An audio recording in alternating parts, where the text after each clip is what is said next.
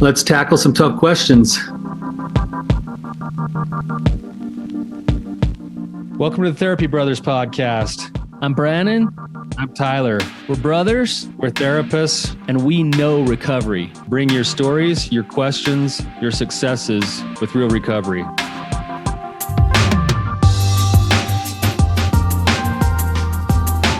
Hey, Tyler, you ready to have some hard conversations? Let's do it. Let the Therapy Brothers podcast begin. Let's do it, Tyler. Before we do that, Brannon. Oh, no. I got something for you. Oh, no. There's a rat on your head. April Fools. April Fools. I remember that day like it was yesterday. Like we were at a thrift store.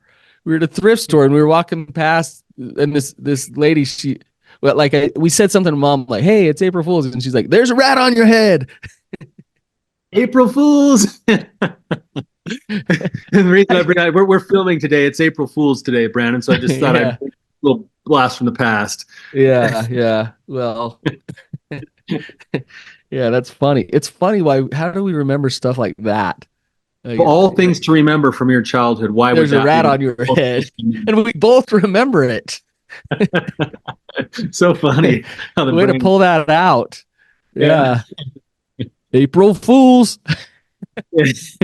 Oh, man. Yeah. Well, happy April Fool's Day to all those out there. All right. Well, should we just dive right in? Let's dive in, Brannon. Okay. So all these questions today are coming from questions that have been submitted through the website, therapybros.com. These are some written questions. So we're just going to try to rapid fire answer a few of them today. Yeah. So do you want me to fire away first? Go ahead. I got a random one. Let's start with this random one here. It says, this question I'm asking because I hope to become an addictions therapist someday. Have you or would you treat a sex offender? And would you talk about what hurdles, if any, you had to overcome emotionally in order to help a client who has, for example, abused a child or done something else which goes very much against your personal values? What say you, Tyler? Oh. Yeah, that's a great question. Just going into the mental health profession, I remember doing my supervision when I was in graduate school, and one of the kind of assignments we had to tackle was, is there a population that you don't think you can work with? And I went to my supervisor and I told him that I don't think I could work with someone who sexually abused children. And then we had big, long discussions about that over the course of the semester. And lo and behold, what I do for a living puts this in the realm of actually doing work sometimes with sex offenders. Mm-hmm. And something that was really helpful to me in my supervision with that is that my supervisor did a really good job of helping me come to see that there's a balance between hating the behavior and not being okay with the behavior, but getting to know the offender, and without fail, when you actually start to get to know the story of the offender, you can humanize them. You can see them as people. You can see and hear the background that they've come from, and you can balance empathy for their story while also not accepting the way that their choices have manifested. Yep, that's really well put. I agree fully. My first job in this field, trying to get some experience, was working with adolescent sex offenders. So these were adolescents who had perpetrated on children, which is very interesting because I was working with kids. Like, they were adolescents, 14, 15-year-olds, and what they did and what they had done was horrible. Wasn't okay. Wasn't in any sense of the word okay. And in many ways, they were still kids. They were 14 and 15-year-olds. And so I hated what they did. and I could see them for the humans that they were at the same time. And what was interesting, almost all of them had been abused themselves, and they were just repeating patterns. And I'm not justifying what they've done. It's still not okay. But they still need help. They still need treatment. They still need support. So I was working once with a client years ago where I heard about, and this is a full adult male, I heard about some pretty intense abuse going on. And so I contacted the authorities. I reported it, made all these reports, and the client still wanted to work with me.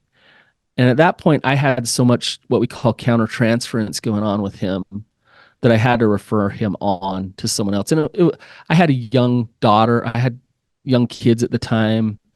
I heard some things, and I just couldn't do it. I couldn't do it. And it was okay. That's what I needed to do professionally for him to get better help rather than meet with me at that time. So I've experienced both. I've done both. And I think it's okay to be really in tune with yourself and, where you're at and how you can help people. But people who have made horrific mistakes are still people, and they still need help. So we as therapists, it's our job to help them. And hopefully we're helping them not repeat some of that behavior who has hurt the victims that they perpetuated, that they have perpetrated on. I keep getting that word wrong. So yeah, that's my 2 cents on that. Good, Brannon. I just reemphasize the last part of what you said there, that sometimes the best thing you can do for a client is acknowledge that you're not the right fit for them too. Yeah. And that's okay. And it doesn't mean they can't get the right fit. It means that you're going to prevent them from spending more time and energy than they should with you. Exactly. We want what's best for the client. So, okay. You want to do the next one? Yep. So this one comes from Jacob. This would be really nice to have more context to it, but as a father, should and how do I disclose to my teenage children? I'm assuming this is about his addiction. This is about his recovery. Yeah. This is a tricky question, not knowing all of the circumstances and what's actually going on. So I lean toward yes. And the reason I do is, I got a phone call this weekend from a friend who is in recovery and is doing really well, whose son is starting to act out, a teenage son. And I said to him, look, your experience with recovery can be one of the biggest blessings for your son. But that's going to require you opening up about some of the struggles that you've had. And you don't need to give details. You can be appropriate. But what that does for your son is it shows him, hey, I can make mistakes and I'm still loved. I'm still okay. I can bounce back. I can recover. I can move forward. So every kid is different. Every teenager is different. Their level of maturity, their level of awareness, what's going to be good for them is a little bit different. So that's why I say, not knowing all of the things, it's hard to give a black and white answer to that.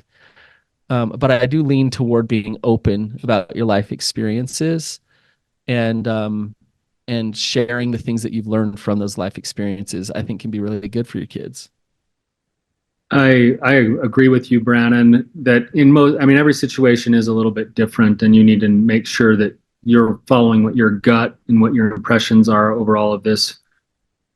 I think what's behind the question that most people ask when they ask this question is, if I'm ashamed to tell my children is the statement that's inside the question, then that's your work to do. Yes. If it's like, man, I don't know if this is going to bury my children too much, or I don't know if they have the template to hold this yet, that's a different discussion to have. Are you self-protecting out of fear, or are you doing what's best for them?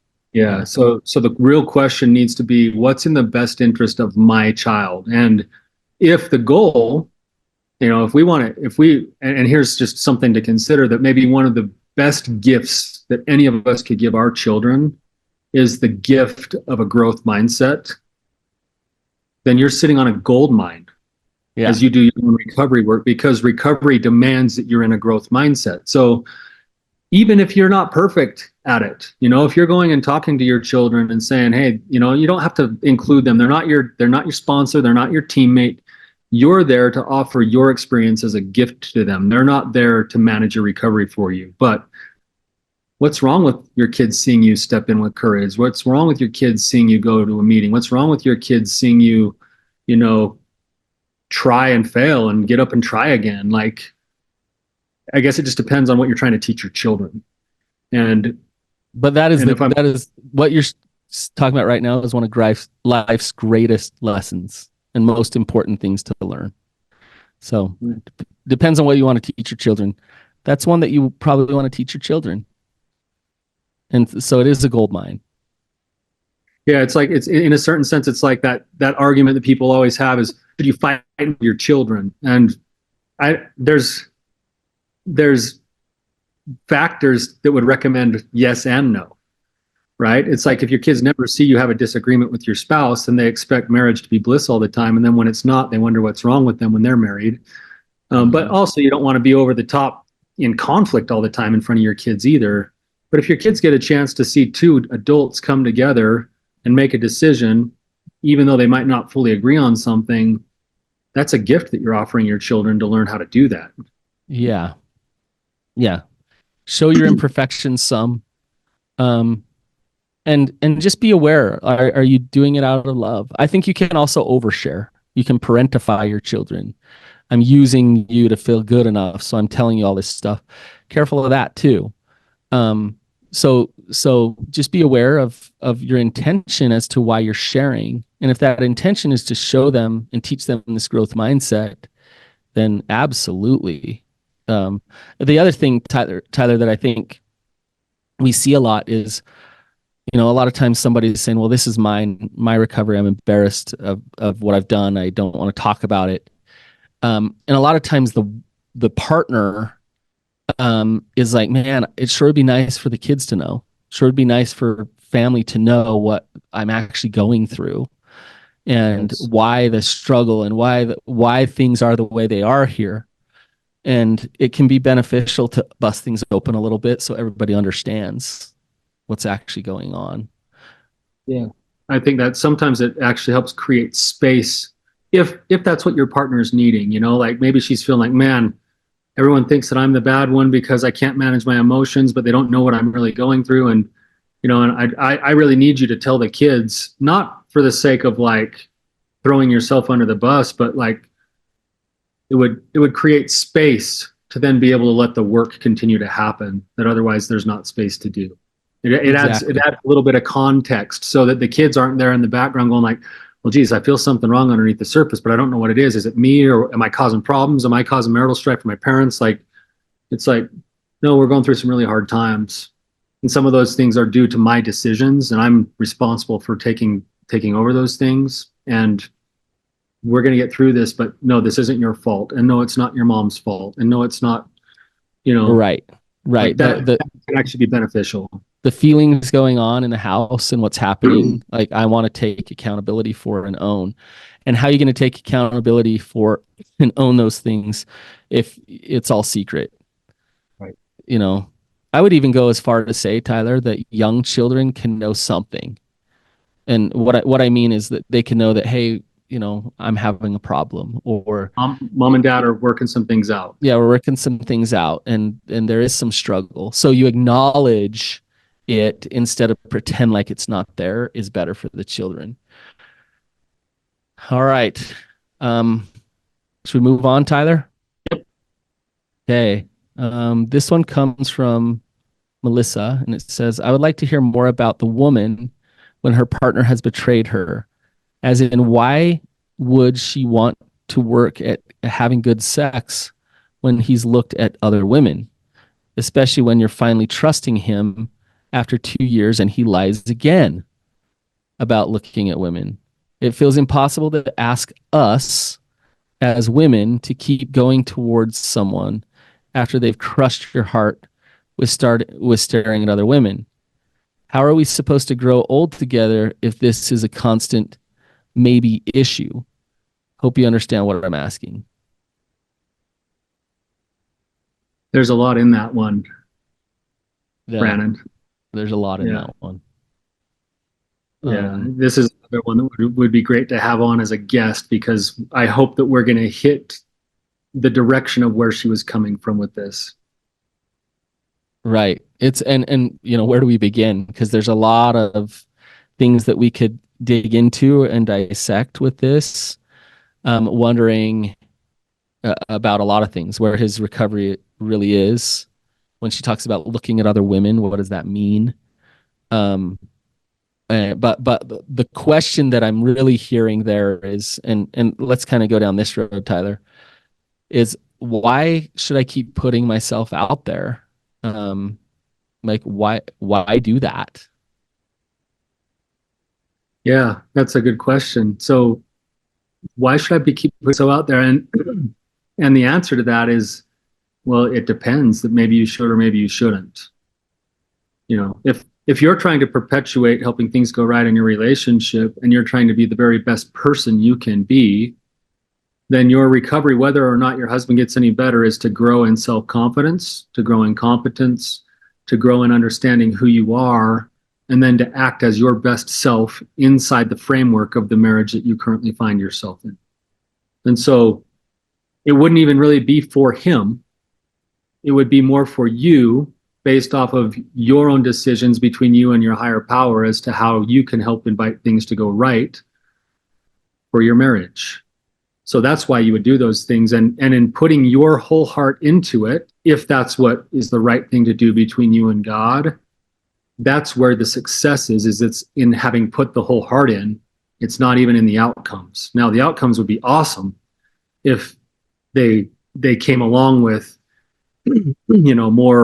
more fidelity, more intimacy, more,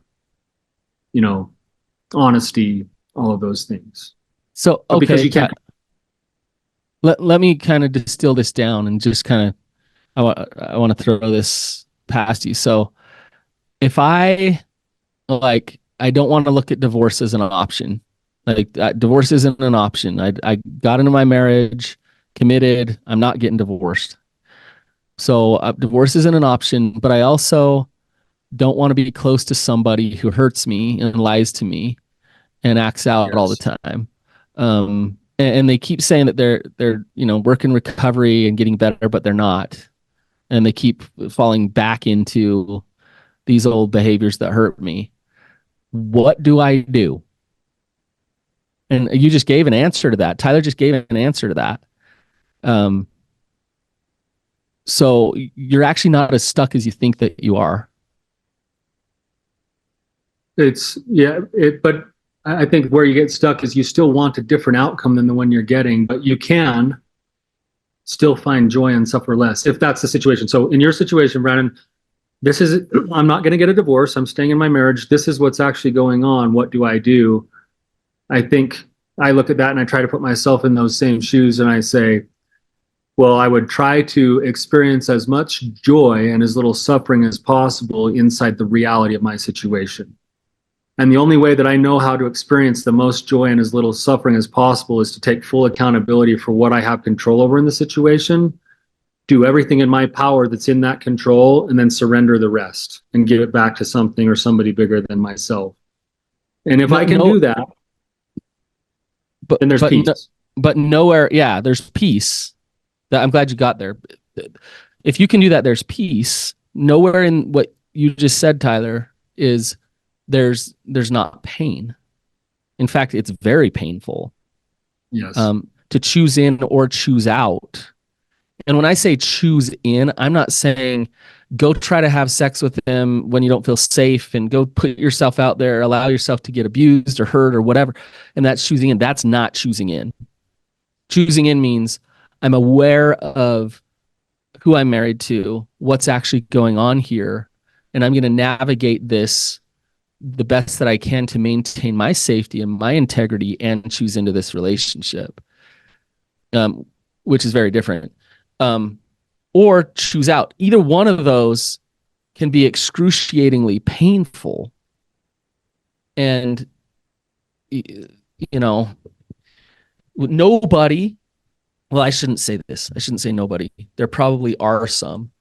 But Tyler and I, are not telling anybody that you have to keep, putting yourself out there to get bludgeoned, to get hurt, to get taken advantage of and gaslit. That's not recovery behavior on your part. That's not the right thing to do. What the right thing to do is when there's lies and there's deceit and there's betrayal, is for you to take a step back and do exactly what Tyler just said. What is in your control to show up the most powerful, at peace person that you can? And that might be some pretty big boundaries that need to come into play if you're in a situation with a person that can hurt you. And I would add to that, Brannon, that inside of the scenario we're talking about right now, if I then look at that and I say, this is how I can grow more into myself, into knowing who I am, as I grow in confidence and competence, by nature of doing that work, whatever he does or doesn't do, if he notices other women or not, I am no longer tethered to those other women. They are no longer like a threat to me in the sense that like I know who I am. And so the pain, even though it's there and the distance in the relationship might still be there, I suffer less because I learned that I don't have to play the game of comparing myself to whatever those things are. And that's not giving him a pass to go lust all he wants. That's not what Tyler's saying. Like, what Tyler's saying is you get so strong that if he chooses to be unfaithful to you or not, you're going to be okay because you know who you are. And the consequences of that still might come. The consequences of that will still be there. In fact, they're more likely to be there because you'll be honest about how that affects you, but it doesn't affect you. It doesn't affect your self-worth. It doesn't rock your core of who you are. You know who you are, independent of that.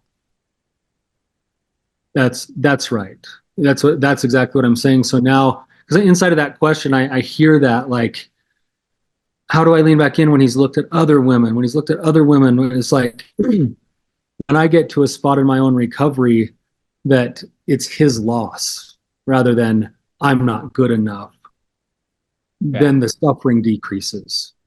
Yep. It's his issues, it's his sickness, it's his work, it's his wrestle, right? Like, that's a him thing. It's still sad because I have to be boundaried and I probably won't be as open. I probably won't be as like, there won't be as quite the level of intimacy there, but it's not about me. Right. I do want to say, Tyler, this whole notion of divorce is not an option. Let's say I'm, really religious, or just have this belief that divorce can't happen. It's not an option. And I get in a relationship with somebody who is abusing the children, abusing me, but divorce is not an option. What do I do? Yeah, then you're left with one of a couple of other options, because if you can't get divorced, then you either have to change how you feel about it, or you have to accept things as they are. Yep. Or stay miserable. Or you open up divorce as an option. Yeah. I know it goes against. Yeah. It's interesting though, Brannon, that in mine and your experience, that it's funny that you don't want to go pursue it. You don't want to, but when divorce is an option, the people who get to that point and choose in then have power, because it's the choice. Because they're not staying because they're stuck. They're not staying. They're not working through this because they have to. They're choosing in, which changes the whole dynamic of both recoveries. And it actually gives a lot more power and peace to both parties to say, look, I love myself enough to protect myself, and that I actually prioritize that self-love and self-protection and boundaries and knowing who I am and showing up authentically over our relationship. When the relationship is at odds with what's really, really important to me, we either need to work that out or I need some distance from you. And if you do that again and again and again and again and again, maybe that distance grows further and further to the point of divorce. All right. You got another one? Yeah, good one, Brannon. That's maybe one we should circle back on again sometime, or we get someone to call in and have that discussion with us. But yeah, this one comes from Diana. There's actually 3 parts to it, so we'll just maybe take one at a time if that's all right, Brannon. Yeah, I already did the third one. So the third one was oh yeah, okay, good. So the 2. So we just have the 2 left then. Nope. Yeah. Thank you so much for what you do, for all your valuable content. You're both sensitive and sensible therapists. There's 3 separate questions. Number 1, how do I break out of self-imposed isolation? After years of isolating myself, as well as constant traveling for missions work, which I don't see coming to an end anytime soon, I find I've no friends back home except for those in my 12-step program. It's good. Yeah. It's interesting because it sounds like this person they're really good at staying anxiously engaged in a good cause and staying busy, but not having many connections. Yeah. I just think of, I would first ask why. So before we get into what, like, this is how you don't be isolated and this is what you do, I would ask the question, why are you doing this? Why are you feeling like there's a void in your life of connection? Why are you creating that void? What are you protecting? What's in the way? What fears are you having that's making it difficult to have deeper relationships with people? So I dig into that. Why? What's the trauma? What's the fear? What's going on that's isolating you? So I'd start there. Yeah, it's interesting inside. Yeah, and even in the question that we have, it's only like a sentence or 2, but just, and again, I'm reading between the lines a lot here, but after years of isolating myself, as well as constant traveling for missions work, it's almost like the pursuit of the connection is coming through always being the one giving the service. Mm-hmm. And yet I don't have anything really to fall back on if I'm not anxiously actively serving others. That would be part of the line of questioning that I think you're bringing up, Brannon, is why is my connection one directional? What is it that I'm protecting? What is it that I'm running from? What is it that I'm hiding? What is it that I'm afraid of? That kind of stuff. And if it is one directional, I mean, people get burned out with that. I serve, I help, somebody who sponsors, 5 people, but no one answers their phone call when they actually reach out. You get burned out with people when you're the giver. And yeah, that may be a reason why you're isolating or not wanting to connect to people, because you don't receive enough love and support back. You just give so much. But you don't allow that either. You don't create systems or relationships.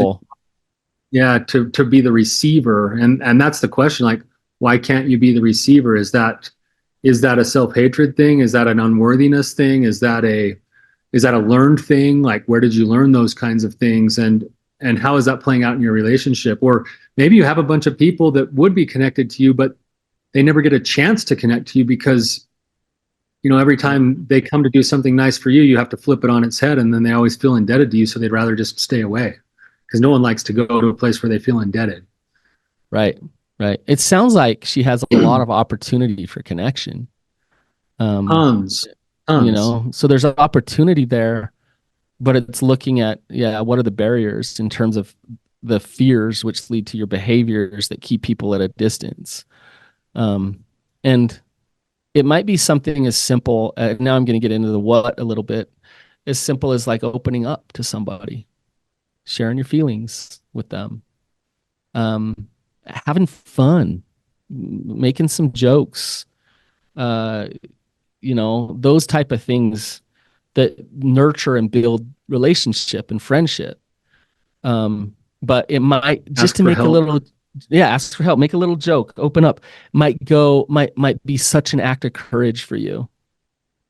Because you're not used to wanting to connect fully. You just give. Yeah. And you could do that even on small levels, just for practice sake. Crack a joke to the person behind the counter at Walmart, or when they ask if you want help with your groceries, even though you can handle it, say yes. Like, start practicing. That's the what of the muscle memory part to go along with whatever the answers are to the questions that you get. We're assuming certain answers in the advice that we're giving right now. Just the other day, Tyler, I went to the airport, and the pickup where it's like, if you stop for longer than like 2 seconds, like, they're going to just freak out on you. So I stopped, and the parking lady was standing right there. And before you know it, like, I'm full on empathizing with her about her job and like her life. And, we're having this like emotional connection, me and this parking lady at the, and she's like, man, you're the nicest person I've talked to all day. And, and I just thought, well, I could tell like her job sucks. People hate her all day because she has to like hurry people along and this and that, And so I just thought, I'm just going to like listen what it's like for her. The next thing you know, my van was parked there for like 10 minutes, as I'm talking to her. I guess I'm telling you this, like, it's not hard to connect to people. It's not hard to make friends. You just need to want to do it. And you need to want to open up in order to do that. Okay. I agree with you, but it's hard when you're out of practice of that, Brannon. It takes sometimes some actual simple acts of courage, like you just described, to step into those places a little bit. Yeah. It's amazing when you ask people about their life, how much they like that. They'll open up and they'll share, but it's hard to ask to be heard. Like, let me tell you about my life. Can you listen? So, okay, should we do the other one? Yeah. So the question is what kind of work should I do in therapy to help me overcome self-hatred rooted in childhood sexual abuse and emotional neglect? Talk therapy is no longer helping. So yeah, I mean, this goes along with kind of what we were talking about now, is that maybe this question answers some of the things we were asking in the last thing. Yeah. Self-hatred rooted in childhood sexual abuse and emotional neglect, like. And then she's wondering why she's not having more connection and why she's isolated. Why I'm not able to reach out and connect with other people too. Man, think of the vulnerability that would take for a little girl who doesn't feel safe, even with probably some of the most primary relationships that she grew up with. Yeah. Yeah. So what should she do for healing though, Tyler? She says talk therapy is no longer helping. Yeah. Well, anyone who listens to our podcast, Brannon, knows that we're big into the kinds of treatments for trauma that include more than just the rational mind. We're talking, there needs to be new emotionally corrective experiences. And so the formal kinds of treatments that we know that do that are things like IFS, things like EMDR, ART, those kind of trauma-informed types of treatments. And the reason I think both you and I like those is because those treatments are whole body experiences. They're whole soul experiences. They're not just rational talking. Yeah. Yeah.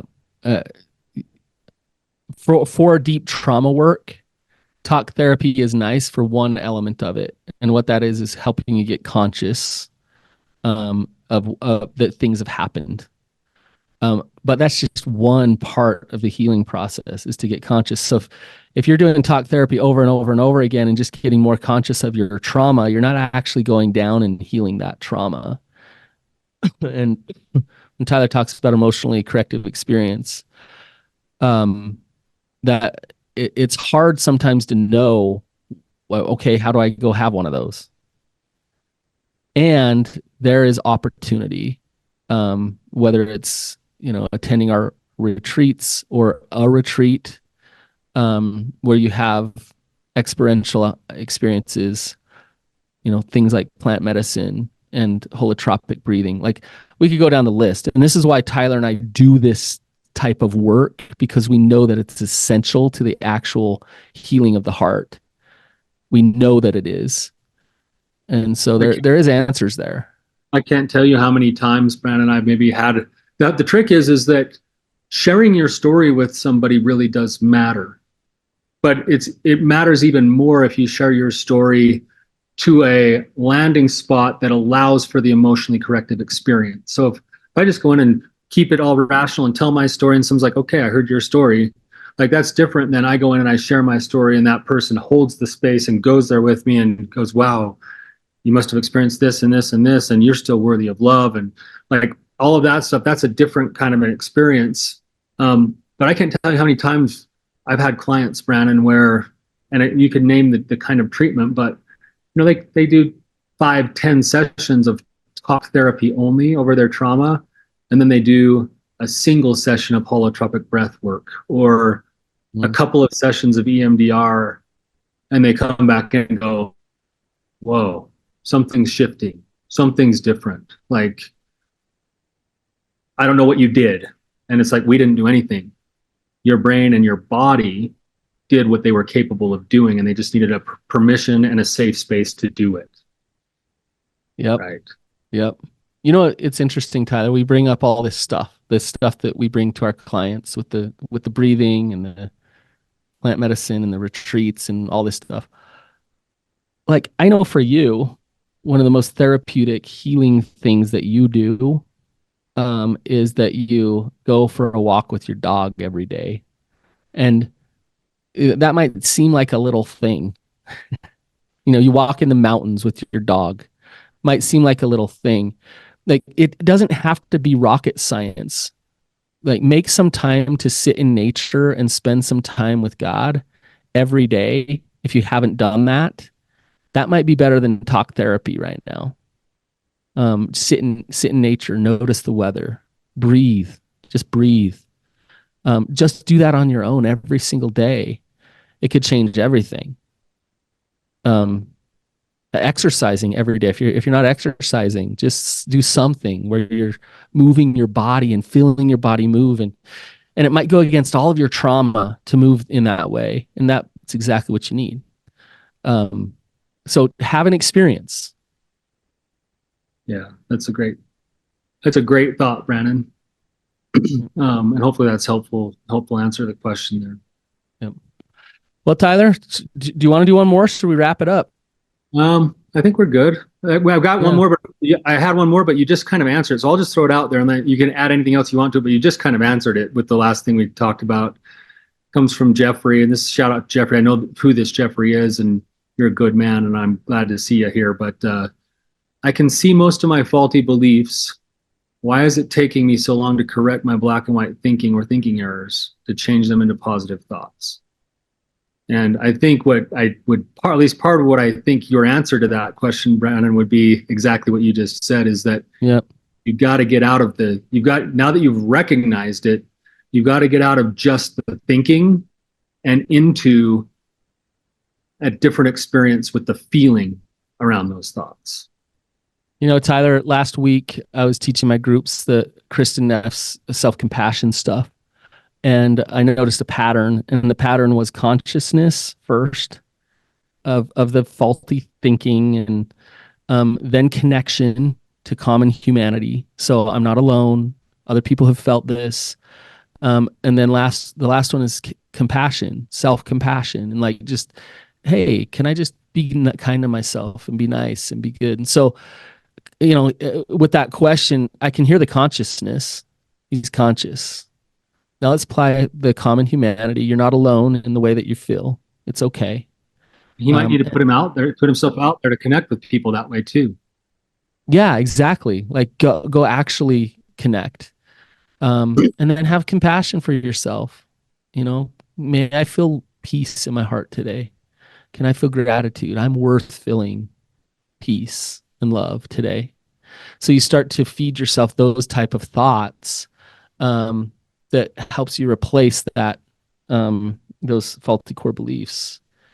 And you're doing it in an emotionally corrective way. It's not just, oh, there's my thought, I'm just going to change the thought. It's, there's my thought, this is my humanity, here's the feeling towards that thought. Now I'm getting reps in on an emotional level too. Again and again. Yeah. And then it does, I don't want to regurgitate it, but his question goes back to the question before, the answer that we gave, where do the deeper work. Once you get conscious, go do that deeper work.